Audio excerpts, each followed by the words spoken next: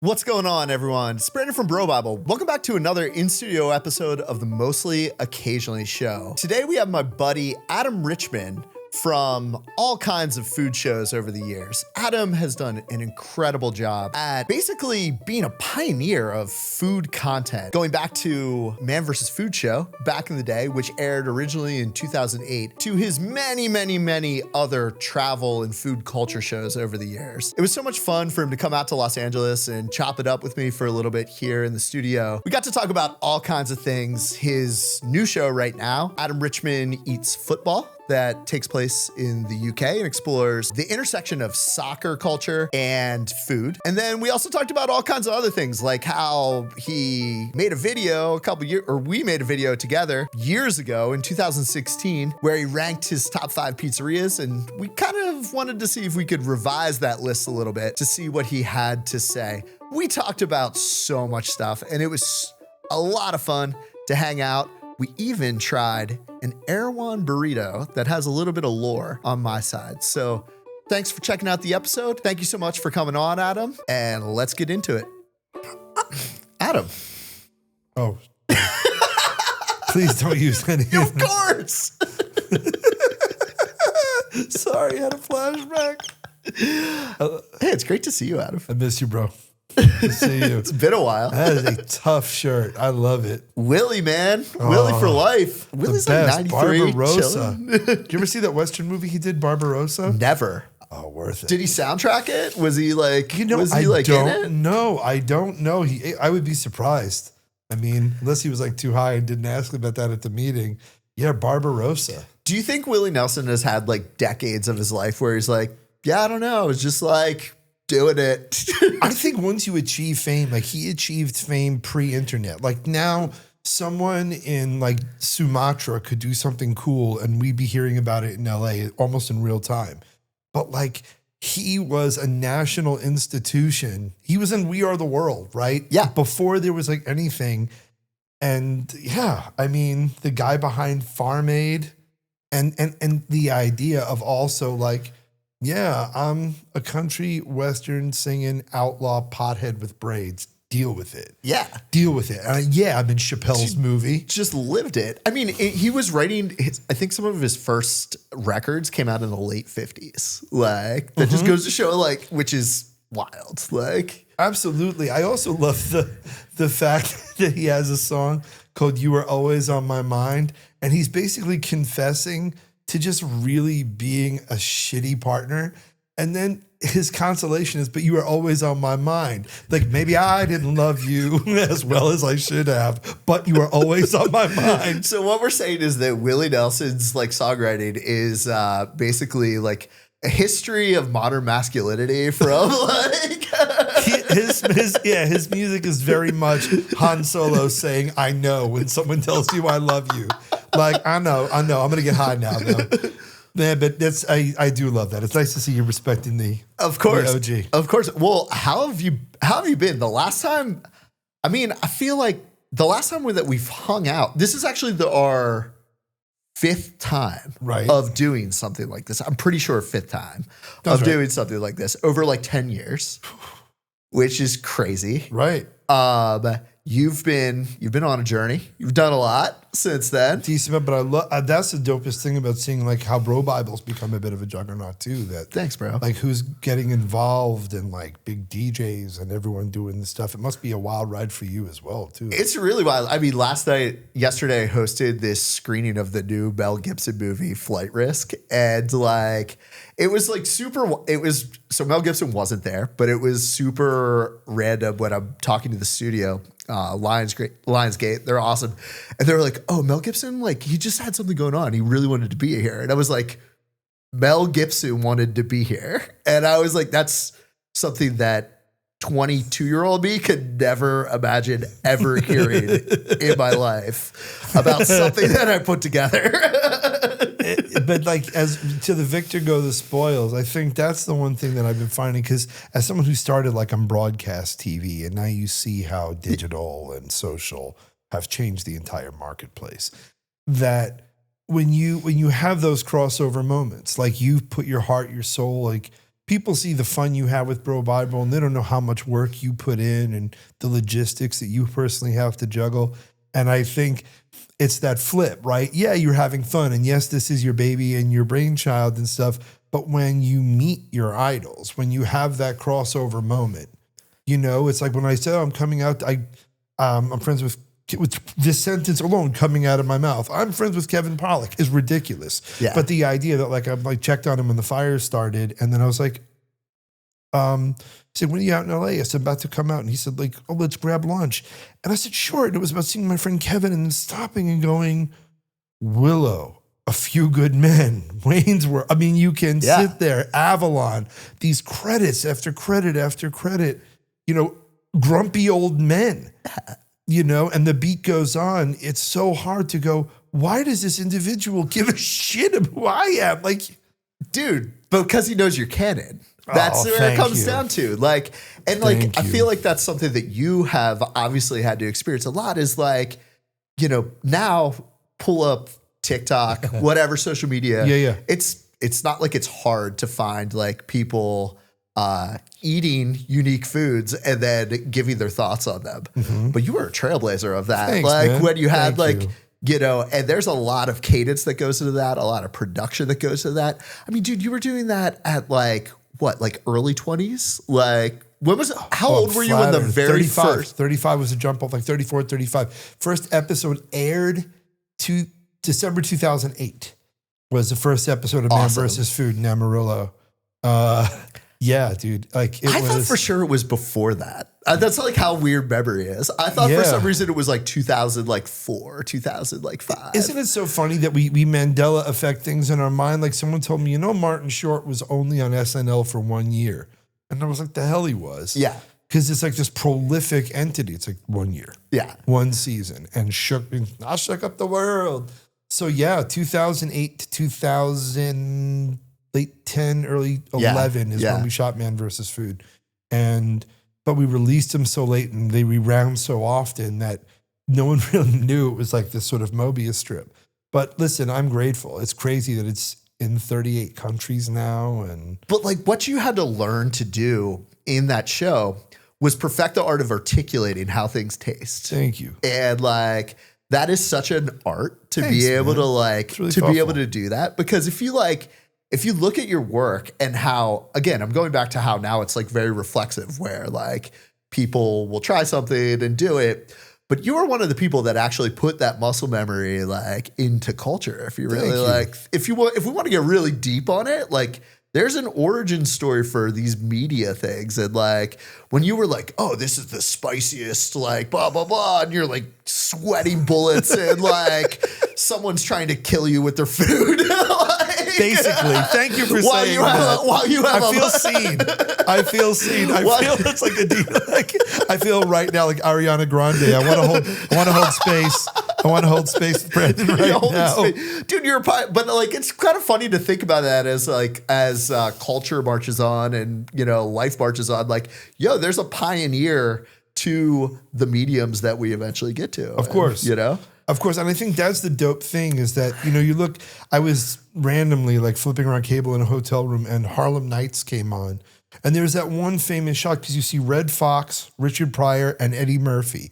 And, and Arsenio Hall as well. And you're going, oh, it's not just these three iconic African-American comedians. It's these were generation-defining talents. And you look at what Johnny Carson did, what Leno did, what Jimmy Fallon's doing in just the same show, how it's these different eras of comedy. And even we were joking around about Between Two Ferns, but this 2-person format is done, Charlie Rose. Yeah. The David Letterman in Conversation thing. And here we are. And you're right. You've just built a brand that is good and is fun. And now the guy who fought Tina Turner in Thunderdome wants to come and sit down with you and tell you how Jews started all the wars. Dude, I mean, I just it trips you out as life goes on. But I mean, I could do an impression of one line that Mel Gibson says. I do a very good one. I don't know how well you remember the first Lethal Weapon.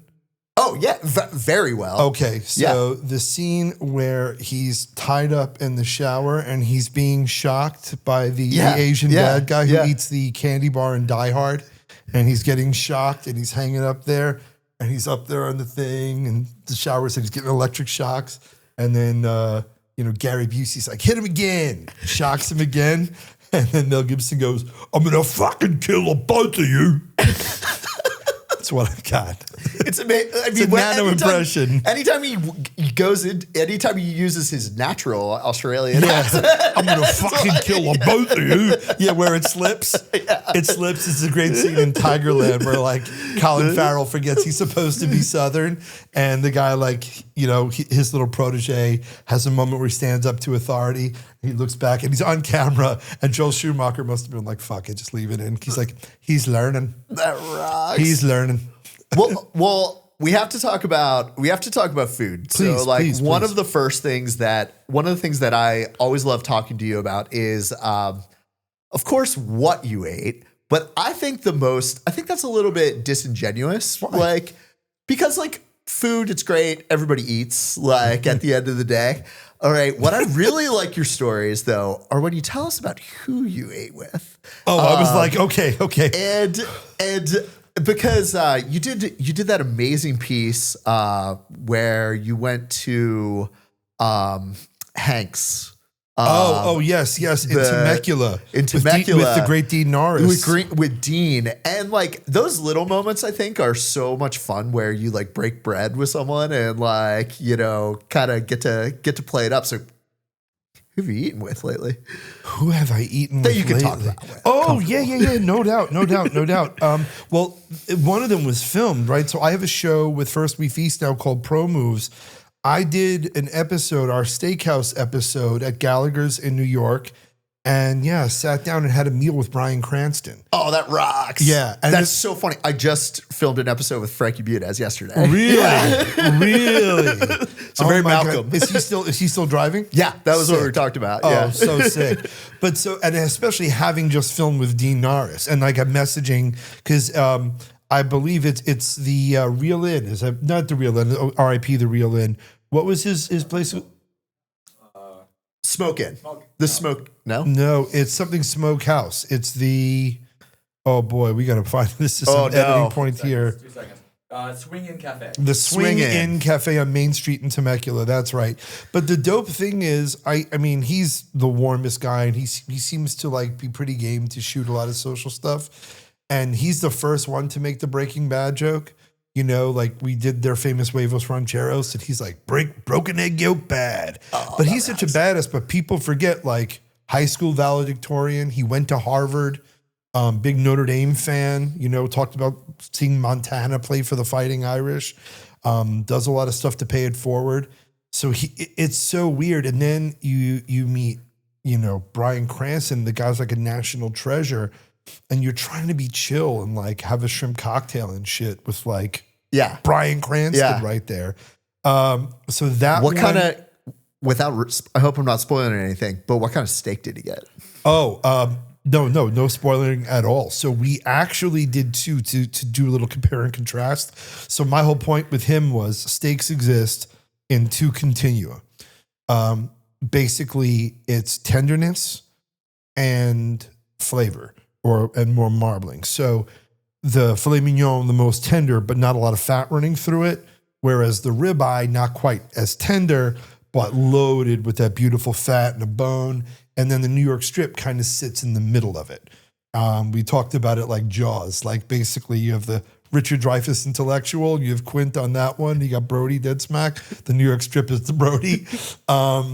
And he's also got such a great sense of humor and stuff like that. And he's just so bright, so quick. And I mean, he's an entertainer. Yeah, for sure. He's a born into it. Entertainer. Yeah, dude. And when I cracked my first joke and Bryan Cranston gave me a wah, wah, I was like, and he met his wife on the set of Airwolf. And I loved Airwolf. Oh, that rocks. For people who don't know, Airwolf was an 80s sitcom with Jan Michael Vincent, the great Ernest Borgnine, and a super helicopter, jet-powered magic helicopter.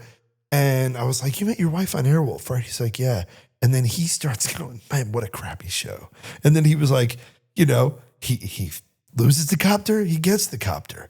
Maybe the copter meets another lady copter. And like, I was like, come on, I love that show. Don't do this, Bryan. That rocks. So I've eaten with him fairly recently. I'm friends with the band The Struts. They're just a phenomenal group of guys. If I eat with, I feel in England, I must have recently. Yeah, I mean, any footballers from the show? From this show. So I have eaten, who I just ate with, I don't know if people are watching Welcome to Wrexham, but I met up with Ollie Palmer. Oh, yeah. Ollie's great. And so me and Ollie and his wife met, and I took them to PDT on the Lower East Side. It's a little speakeasy hot dog restaurant. And, you know, because I knew that they don't have that in Wrexham.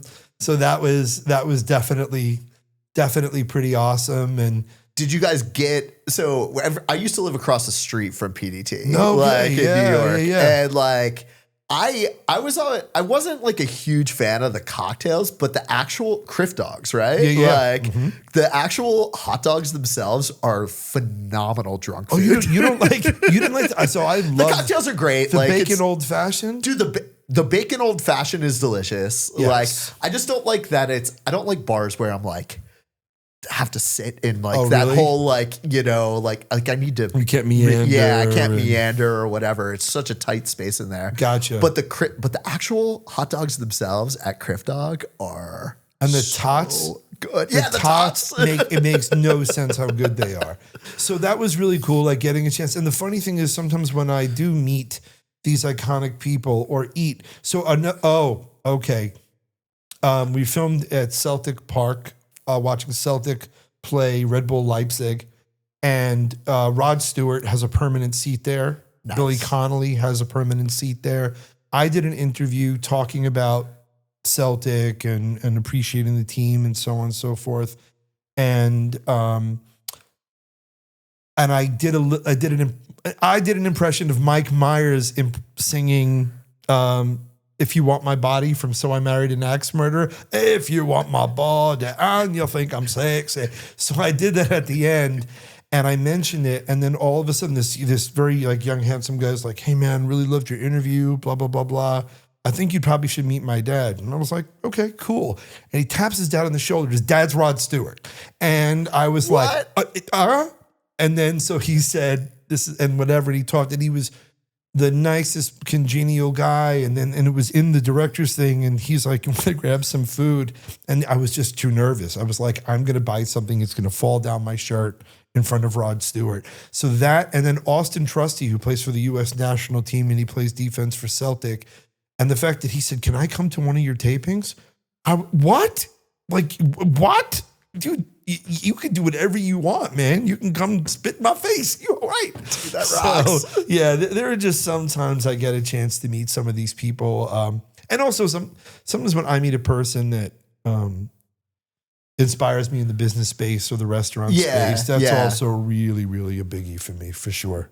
So I think this is like a pretty good time to talk about, Adam Richman Eats Football. Okay. Which like, I feel like having known you for a decade now, it has to be a dream project because you are such a soccer fan. Yeah. And Spurs, obviously, for my sins. Yeah. Right. So it has to be such a dream project for you to be able to do something where you're able to,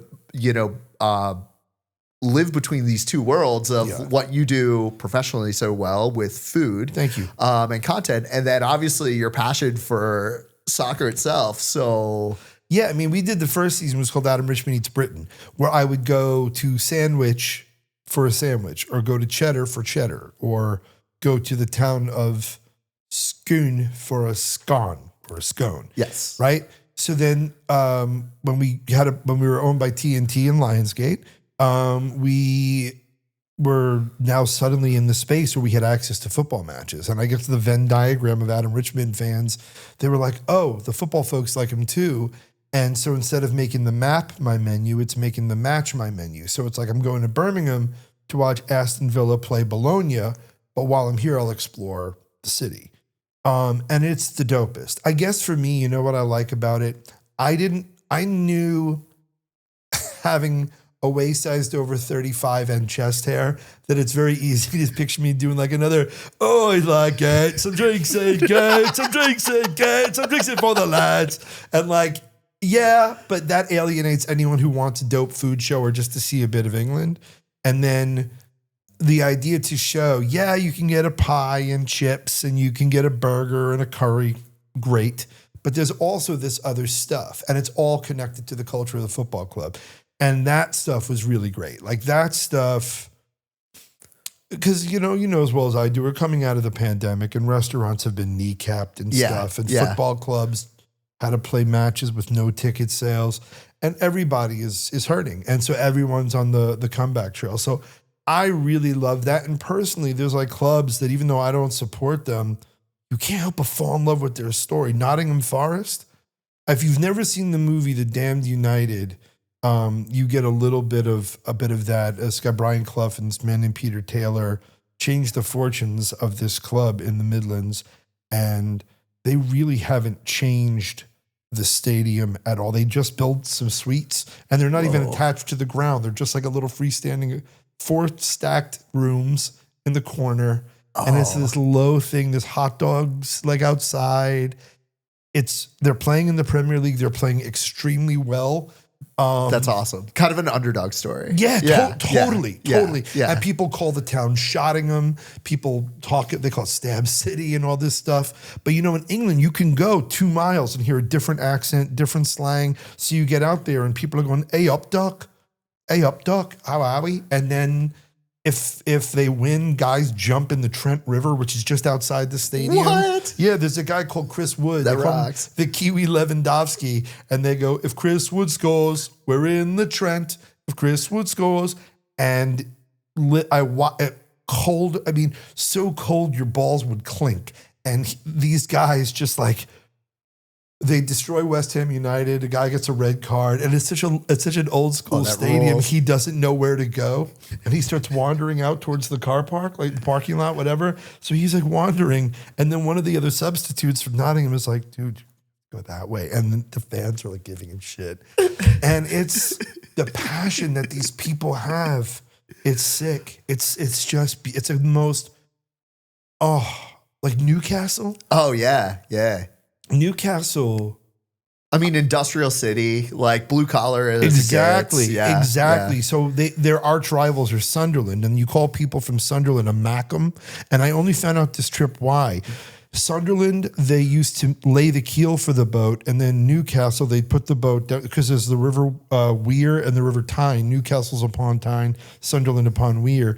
So they would make the boat in Sunderland, and then they would do the rigging in Newcastle. So it was, we mack 'em, you tack 'em. Oh, and cool. so now they call the people from Sunderland Mackems. So you go to Newcastle, super vibrant, ice cold, yet women are wearing like a handkerchief when they go out. Really great food and stuff. But it's this vibrancy and this old club. And there's a statue, Sir Bobby Charlton with his foot on a ball outside, and before you go in, you're supposed to touch it. And I'll put this on everything I own. I saw a man struggling up with crutches, walking up to St. James Park, and he stopped and he hit the thing with his crutch and he walked in. That rocks. Like you can't help but, like the songs they sing. That's so. And you hear it and Food wise, like I think it's interesting because there's not really a lot of like content shows, like franchises that focus on the idea of sports food outside of America. And maybe that's just me from my, blinders on. Like, and I think that's really interesting. It has to be really interesting to American audiences where like we're so conditioned on what sports food is in the United States. 100%. Like, we know like tailgate food is what it is. Like American football food on the couch is like chicken wings, nachos, whatever. Chips and guac, right? Yeah. Baseball food, hot dogs. Like, what are Like, what are some of the, you don't have to do like a huge list, but like And I rattle won't. off like some of the greatest hits. I got you. So in all fairness, right? So I did do another show for Facebook in Copa 90 years ago called Match Day Menus. You can still find it if you type in Match Day Menus Copa 90, where it was what fans ate before, during, and after a match. And then this one's a little bit more in depth with like the culture of the city.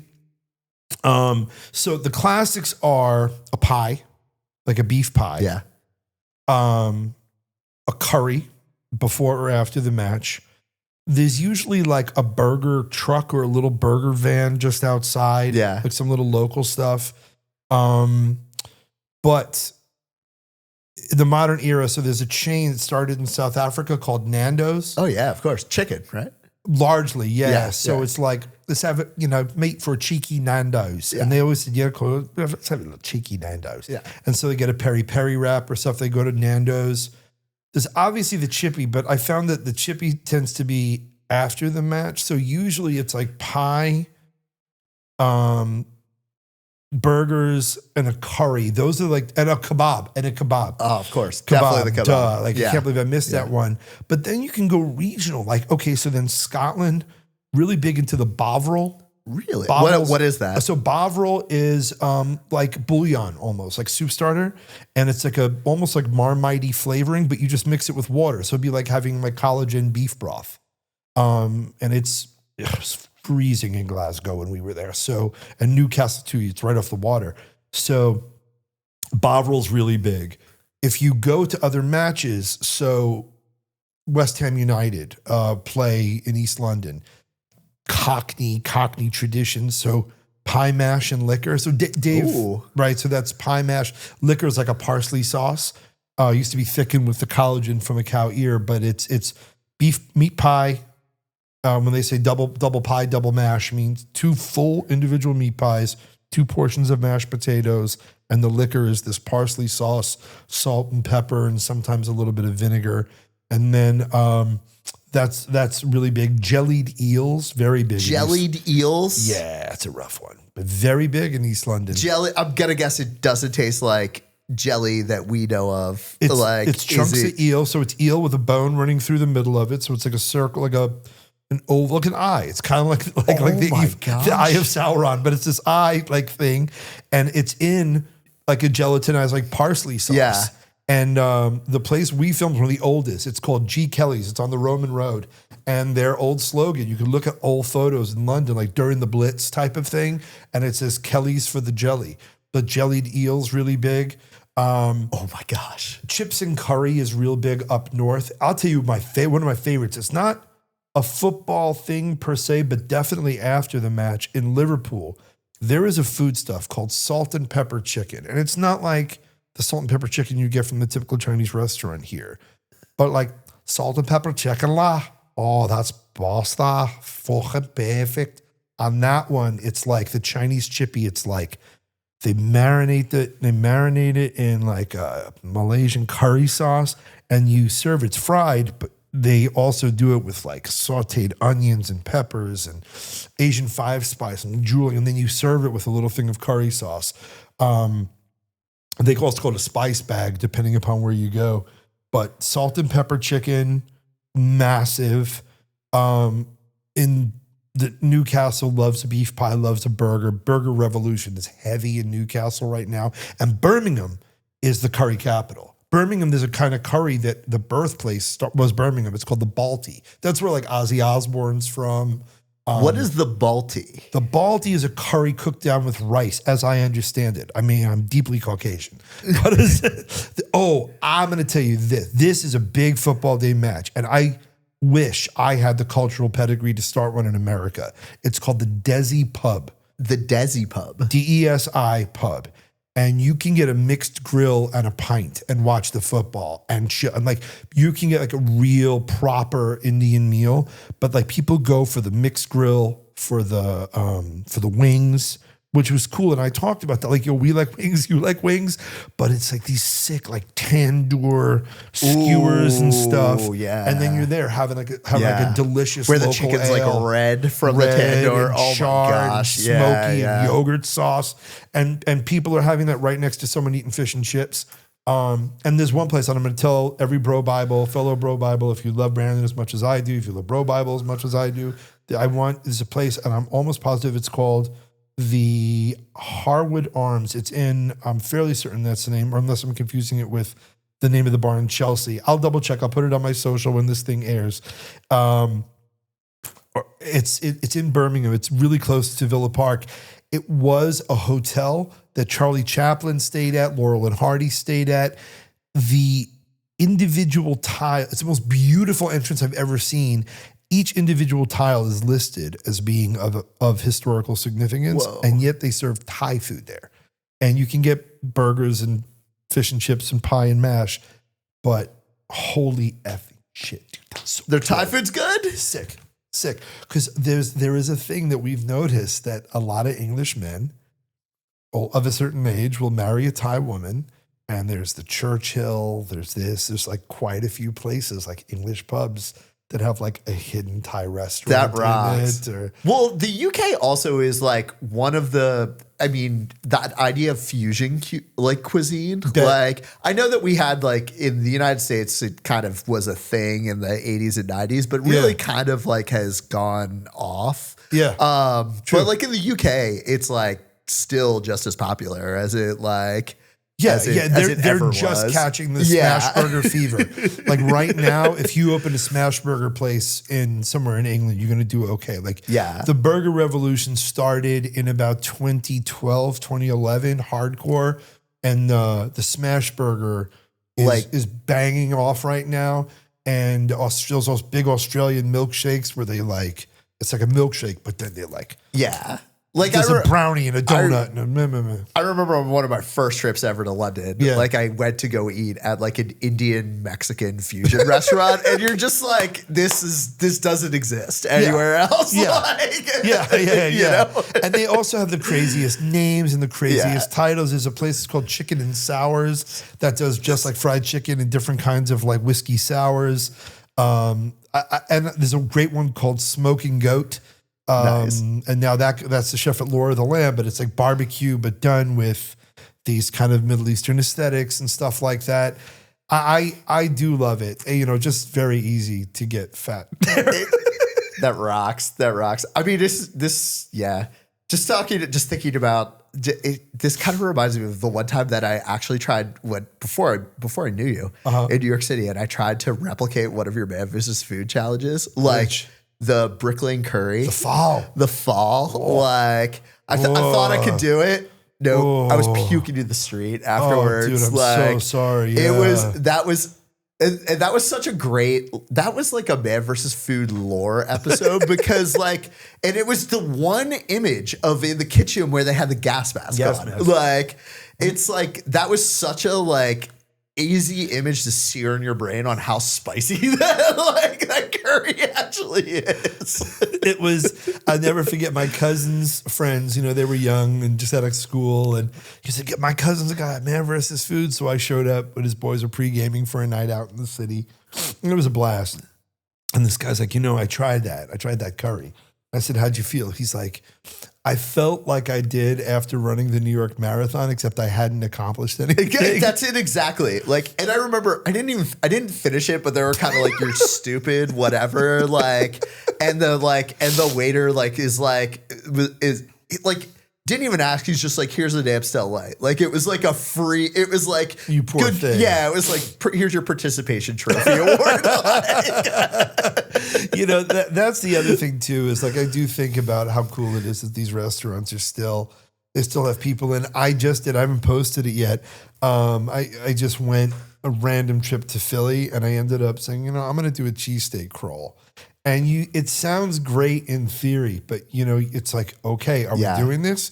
And the thing is, right when you think, I can't possibly have another one, and then it comes out and it smells and looks like the things dreams are made of. Yeah. And the first bite, even when it's not good is really good. It's really good. Dude, well, they've like, Philly, with cheesesteaks in particular, they've like upscaled them in all these ways now. Oh, and yeah. like, Oh, it's you've been to not like- Angelo's? Yeah, Angelo's. Like, and they just opened the one in New York City, right? Oh, the Danny and Coop. Yeah, yeah. The Danny and Coop. Well, those guys. So the sandwich I voted best sandwich in America was Tommy DeNick's roast pork at Reading Terminal Market. so good. So DeNick's partnered with the guys from Angelo's, and they have Uncle Gus's cheesesteaks in Reading Terminal, and it's a smaller version of Angelo's. Same bread, DeNick's meat, the same way they make it. It's just pure sex. Angelo's is like overflowing. Right. I'll put these other ones on your radar. Woodrow's Not on familiar. South Street. No. Oh, I know. Sleeper hit. I had seen, I follow like, different people talking about stuff on Reddit and this, that, Yeah. and the other. Woodrow's, really good. Joe's on Girard and Fishtown. Joe's is great. I know Joe's. Yeah. Really, there's one in sort of downtownish area called Shays. Are you familiar with Shays? Not familiar with Shays. You can. There's like a New York strip one. There's a ribeye Ooh, one. you get to choose the meat. That's That nice. was really, like you said, upscale. If they ever step up the bread, Do they that's have gonna be- two piles? Because what makes a Philly cheesesteak a cheesesteak is like the place has to have a pile of like. That's so there have true. to like the meats have to be like pile cooked. kind of. Well, that's the thing I saw, but they actually portion out, like they use fresh meat and they do it steak by steak. Yeah, nice. But like Woodrow's also does like things like long hot mayo and really, really delicious fries. Nice. I went to Oh Brother. I went to Gibbles. I went to Jim's. Del Sandro's. I went to Delisandro's. Chubby's across the street from Del Sandro's. No, I know Chubby's. Is it worth it? It's pretty good. It's Are you excellent. from Philly? Do you have like I'm from roots there? Pennsylvania, and my Where? central forget. Pennsylvania, Chambersburg, Gettysburg Yeah. area. Oh wait, I know the area. You'd be surprised, dude. So this is a little. So during the pandemic, I was filming Modern Marvels for History Yeah. Channel. We had just left working in Beech Grove. PA, Yeah. there's an amazing dairy. Everyone look them up. They will ship you their mozzarella curds, and they'll give you a Q code where they'll teach you how to make mozzarella. at Great home. dairy area. Amazing, Yeah. amazing. The Caputo Brothers Creamery. So we finish. Turns out the guy who was delivering milk, he said he didn't feel well. We were supposed to film in Berwick, Pennsylvania Oh, with Wise nice. Potato Chips. Yeah. And they said, can you guys shelter in place? We'll do this in the new year. So I was staying in Hanover for a week, Snack food belt. right? Pretzels, you have Utz, you have Pardo's, Perky Peanuts, Yep. Middleswarth. That's a classic Middleswarth classic barbecue Central chip. Pennsylvania. They used to come in these tubs back in the day. Yes, I And saw yeah. pictures of that, like Charles's Chips used to. But there's a town, is it called New Oxford? Yeah, New PA? Oxford, Pennsylvania. It's between Gettysburg and Hanover. Yes, it is. And in that moment, I discovered, in that very little town, I discovered I had become a middle-aged man. I'll never forget this. So my dad may rest in peace. He and I always wanted to go to all the Civil War battlefields. I was by Gettysburg. I was going to go. Everybody was going. I was like, I'm going to go. And I fell in love. And I went every single day. And while going there, I was like listening to Gettysburg podcasts, watching stuff at night. And New Oxford's halfway. And there's a cafe called Deja Brew. Yeah. I want everyone to go there. Shout out Deja Brew. Some of the best baked goods. You absolutely made all my pants not fit for the back half of the season of It's all that like modern- Amish Mennonite like cooking that like it's like German American. the like, muffins, yeah, the like, whatever. So I'm just really I was driving to Gettysburg, listening to a Gettysburg podcast.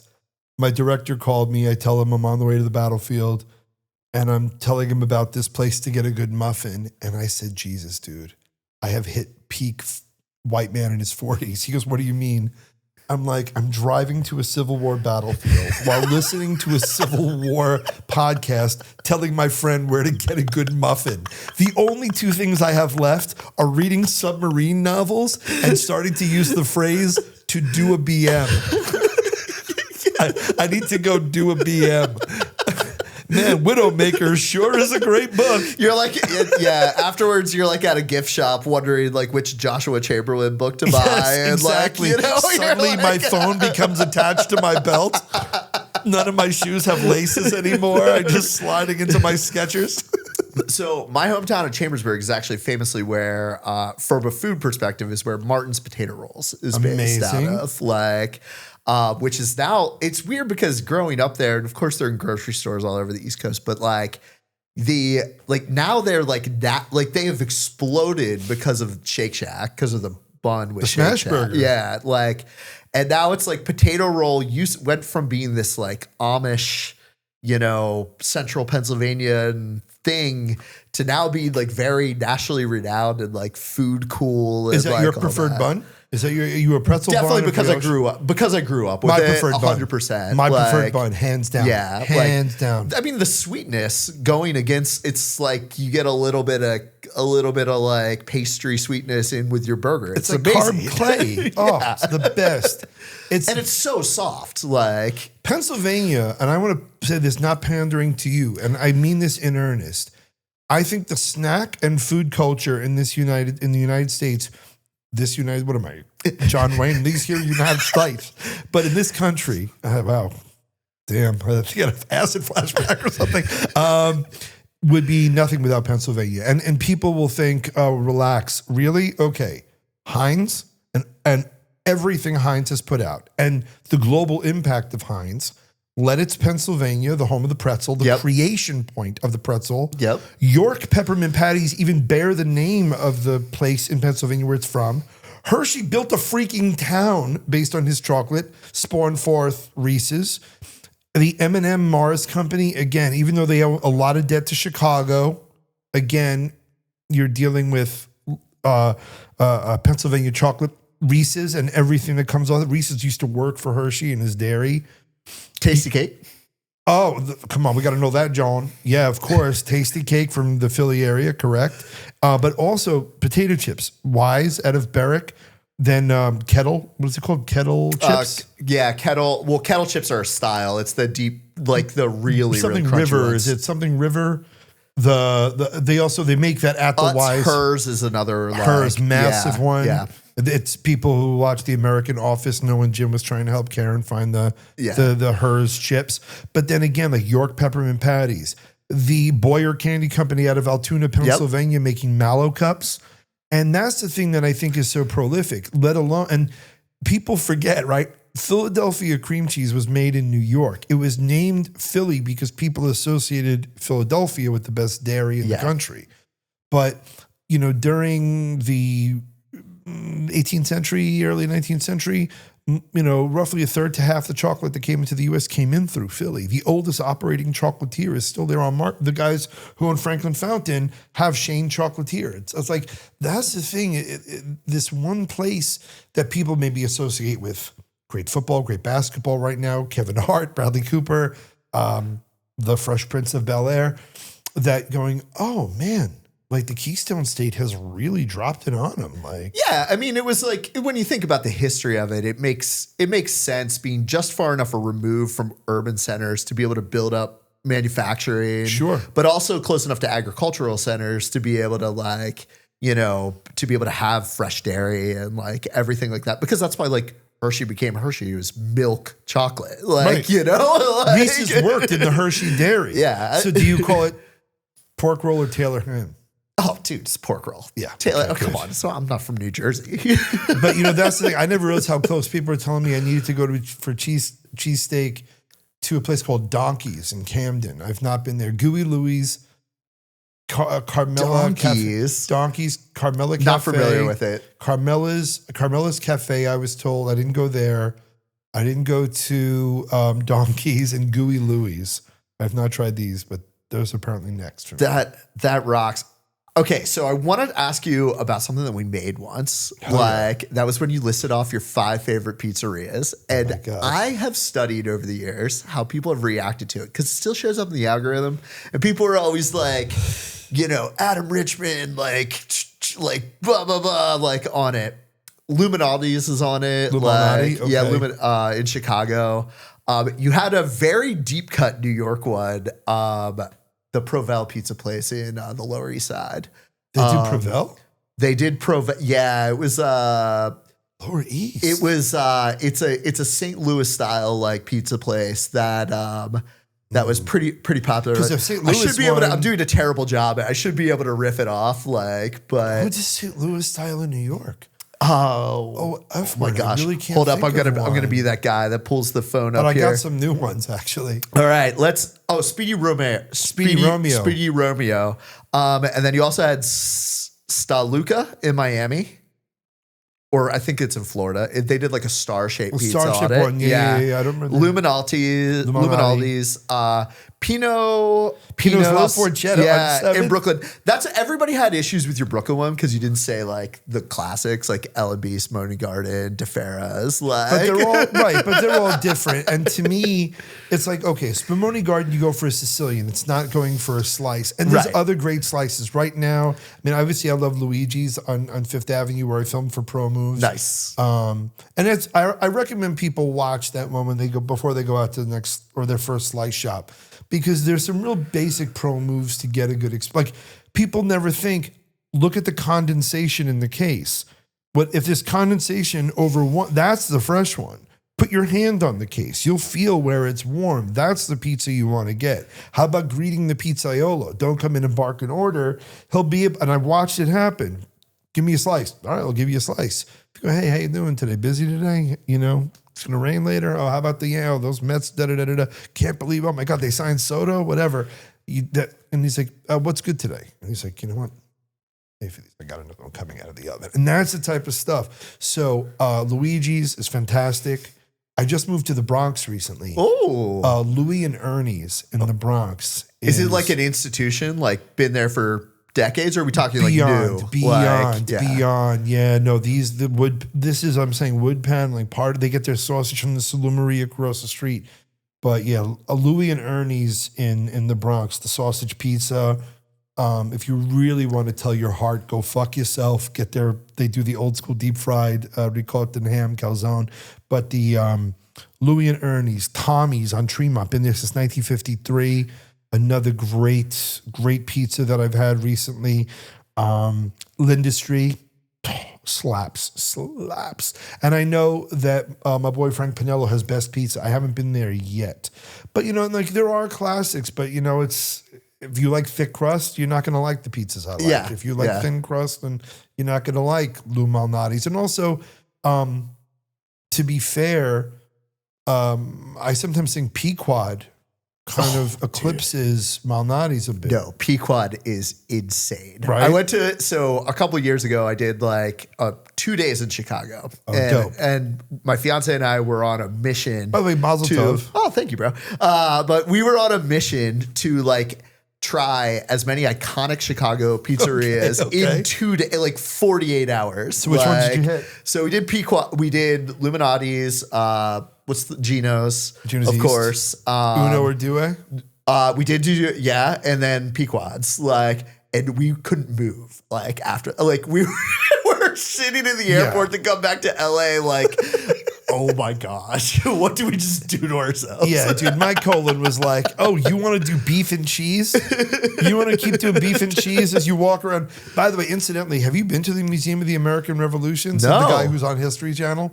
That museum is That rocks. fucking terrific. And they found and have George Washington's actual battle tent. And there's a whole presentation. And I watched a bunch of cynical kids and me with, you know, my own trauma. And they give the background of it, and the reveal of the tent is so beautifully done.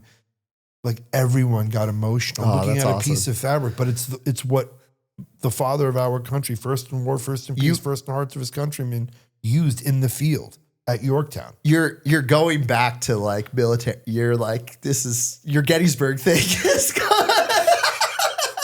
Seriously, at some point, I'm going to wear Sam's adult slacks. I'm going to come in looking like Cousin Eddie the next time. Hey, Brandon Shitterspool. Okay, so we were coming up a little bit on our time here, and I want to end with one thing here. So obviously, we're filming this in Los Angeles. When's this coming up, by the way? What's that? When's this coming up? February? Couple weeks, early dope. February. Well, wait, don't talk about the thing. That one thing, though, the special thing that you're special supposed to. thing? The thing you have coming up. Oh, you may okay, have I'll done shut the hell earlier up. today because I think it'll be out before it. Oh, I'll shut the fuck up then. We'll plug that in a different way. No, we don't have to plug it. But It's we fine. are. But I did want to. I brought you a food gift because I want to. It's been like a very emotional last couple of weeks here in Los Angeles. Yeah, are you safe? Your people safe? We're good. Are people safe? But I mean, it's hard to watch your city burn. Facts. And you never want to find yourself on the perimeter of history, you Yep. know? And I was kind of thinking like, hey, with Adam around, like what's like some cool LA thing I could do?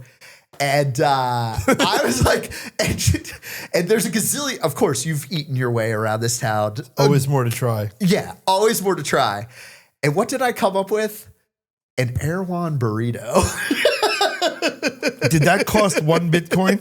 It costs approximately one and a kidney. And so this burrito, this is the Erewhon short rib Korean burrito. Is it like a viral thing? It's Erewhon. Everything that they do is viral in some way. Because I've heard that Erewhon now, forgive me, this is what's reached us. Those of us in in New York. middle age, in the Bronx. those of us in middle age have heard about this Erewhon. And that I heard that, okay, so I've heard the aisles have become like a single scene. That's basically it. Yeah. Right? You're Yep. supposed to just sort of like browse. And then if you have really And then toned, you're supposed to talk, I guess. yeah, like really yeah. toned butt. And like, oh, where do you do Pilates? Oh, yeah, me too. Oh, yeah, gluten. Oh, Obama. Whatever. And Yeah, then, yeah. So is this like a big thing here? So this is a big thing here. I have a backstory on it because I never was really like an Erewhon person. Oh, I want to hear the backstory. All right, and just I got a Lyft one day, and it was the absolute most batshit crazy Lyft driver I've ever had in my entire life, who's like cutting off lines of traffic. Okay, this is like she's cutting off lines of traffic and like on the 405 to get my fiance and I to where we were going. And she's like, it's okay if you cut people off if you just give them peace sign as you pass. And so I'm like, no, it's not, but okay. Try that shit in the Bronx. I dare you. Right. Like, that's how you get shot. But Yeah, all right. exactly.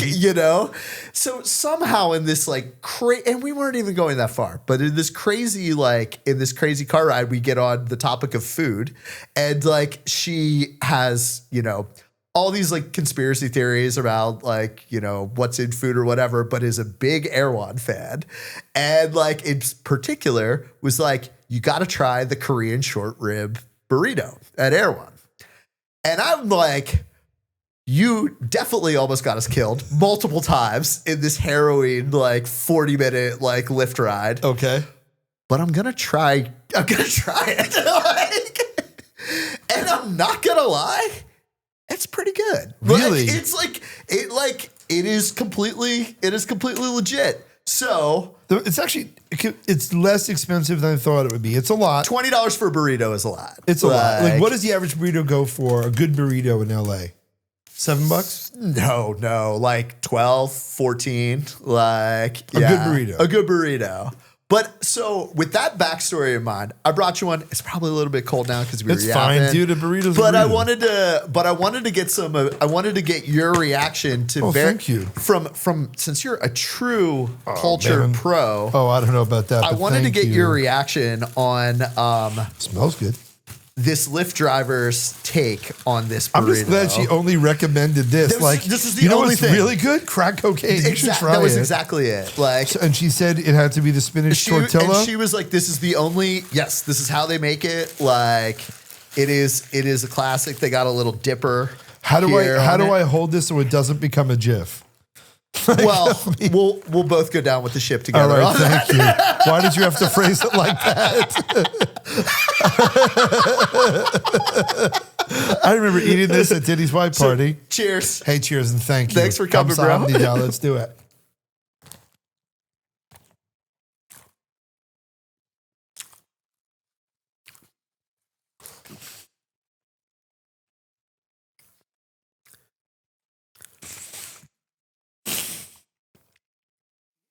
It's hard when it's that first bite of burrito when you have Yes, and it's more tortilla on the right. You fold. got this is a grenade. You got to pull the pin. Yes.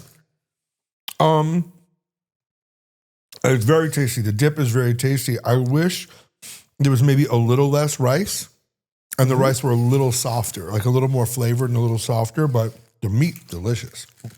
It's like bougie rice too. It's not it's not like Mexican, like, street cart. Like, no, it's probably like grown into bed under the light of a full moon kind of thing. Right. What is the thing that's the most expensive thing at Erewhon now? Is it those drinks or something? Definitely those smoothies are like $24. And like they're crazy. I don't know how much the Hailey Bieber one is. That's the one everybody like talks about. Okay. You know what? You need to talk to Spencer Pratt about like Uh-huh. Erewhon. He's the guy who like is the Erewhon expert. Like it's his whole lore. Yeah, the guy from the hills. I know exactly yeah. who he is. Yeah, he wore a cowboy hat as a plot point one season apparently. Yes. Right. He's the Erewhon guy. I don't know what the most expensive thing is because literally this is like the only thing I get there. Really? Yeah. You see, the thing is like for me, like in a burrito, I almost like when the rice. So I don't really eat rice a lot. I eat rice with Indian food to soak up the sauce. Mm-hmm. Like I don't like do it with the naan. I like the naan into other stuff. So I like the rice in a burrito, like a good mission burrito, where it's almost like the way mashed potatoes soak up gravy. That's the only thing that's bumming me out is that the rice in this one at least is a little hard. Yeah. But the flavor is really good. And I like that it's actually a little bit of spiciness. And it's not too, like, how do I say this? It's not, I don't want this to sound like it's a bad thing, but it's not like overly Korean flavors in it, I think, which I thought was kind of interesting. Okay. Like, which I love Korean flavors. Like, but I was sort of like, ooh, it is kind of interesting how it's just like a little, it's there, but it's not like, I don't think they would call it like a Korean like burrito. Does that make sense? I do. I have a question for you though. Okay, let's go. And I know our mutual friend Greg, who's just off camera, is going to roll his eyes. But I people have been doing this with me a lot recently, and I'd love to do this with you. You know that thing where like I give you an A and a B. If B wins, and it's B versus C. Okay. PB&J or tuna fish? PB&J. PB&J or egg salad? PB&J. PB&J, BLT. BLT. BLT, club. BLT. BLT. You know why? Why? Because the BLT is a tomato sandwich, and I love fresh tomatoes. Same. Okay. BLT, grilled cheese. Grilled cheese. Grilled cheese, chicken parm. Chicken parm. All right. Good. Okay. All right. Good. We're okay. I almost feel it's like that. I'm not a child. Yeah, dude. We live in a society. Sir, this is a Wendy's. Yeah, no, I almost feel it's like in the beginning of Mission Impossible when there has to be an exchange to know that you're not the spy. It's like, okay, we got there. It's like we're there. Yeah, you just did the CAPTCHA. I know you're human. It's like you just selected all the fire hydrants. We got it. Well, dude, we're at time. All right, man. This is awesome, man. I always love hanging out with you, man. I love hanging out with you as well, man. This is great. This is lovely. Thank you. And what a kind gesture. I just needed a professional to back The up. flavor is absolutely delicious. I needed someone outside of like my friend group that thinks I'm crazy when I tell this story. Did they like, try it and like it as well? Some people are just like, whatever. Well, most people are like, I'm not paying $20 for it right now. Yeah, but you know, you're very acclaimed at what you do. So like, I think everyone's taste buds are valid. Everyone's taste buds are valid. I just wonder, like, you know, right now we live in this. We're currently in a state where one of the biggest things that the government as a whole is trying to combat is price gouging. Yeah, right. And it's like, right, get it. Have you been to Erewhon? Exactly. I once tried to. Erewhon is culture now. Yeah, I was living out here. Don't judge me for this. I was looking to go buy some almond butter because I was dropping some blubber at the time, and I love that the cashier warned me. She was like, "You know that jar of," and it was. I said, "No, I didn't know it was that much money. I didn't know I'd have to take out a mortgage to like make a smoothie. Like, you kidding me?" Yeah. But listen, I mean, that's the cool thing about doing shows like this with you is because I genuinely like and respect you, but also I think the opinions that you share are very real. Like, we don't have to contextualize this burrito. Like, yeah, well, the people of Juarez actually shut the fuck up. It's like, Stop it. Incidentally, though, the best burrito I ever had was in Juarez. Dude, and that's why I wanted to, and I thought like burrito's great because like, you know, I could have brought you like a sea moss drink, but like, who cares, you know? To be fair, I would love to see my face drinking a sea moss drink. But thank you, man. This is really great. thoughtful of you. Great hanging with you, Adam. The best. Hey, best of luck on everything you have going on. Thank you. Adam Yeah. Richman Eats Football. List them off. Like, Okay, let's do a so plug off here. Here it is. So I have a bunch of shows on history. A&E and history have been beautiful to me for the past 10 years. So Food That Built America. The show I do with Dan Aykroyd, The Unbelievable, is coming out. Oh my gosh, we could have dwelled on that for a gazillion. He's That's the for great- another time. The but man yeah. who wrote Ghostbusters, Seriously. right? I have one with Danny Trejo that I believe is now called Unearthed Mysteries. As I said, Food That Built America is coming back, and they usually run them in marathon on Sundays. And then, yes, Adam Richman Eats Football. In the first season that I did, Adam Richman Eats Britain's on Cooking Channel. And First We Feast Pro Moves is coming back for a second season on the First We Feast YouTube channel. Nice. You're a busy man. I love it. Better busy than the alternative. Great seeing you, bro. Love you, bro. Cool. Love you too.